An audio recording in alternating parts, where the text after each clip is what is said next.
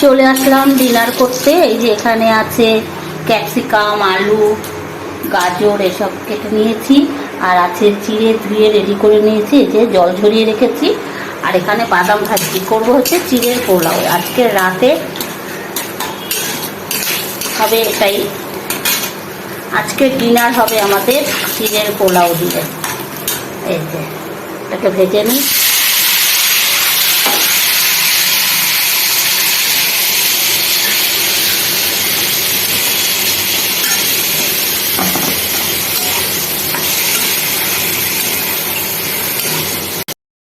এই দেখো বন্ধুরা, এই যে আমার চিড়ের পোলাও রেডি। এখন আমরা খাওয়া দাওয়া করব। রোজ তো একঘেয়েমি খাই, তাই ভাবলাম যে আজকে একটু অন্যরকম খাই। রোজ ওই রুটি রুটি খেতে রোজ একদম ভালো লাগে না। হ্যাঁ, তাই দুপুরের তরকারিও ছিল, কিন্তু ওটা রেখে দিলাম।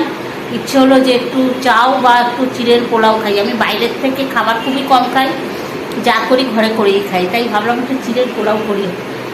চাও অনেকদিন ঘরে করি না, কিন্তু ইচ্ছে করলো না, চিড়ের পোলাওটাই খেতে ইচ্ছা করলো। ঠিক আছে, চলো তাহলে আজকের মতো এখানেই।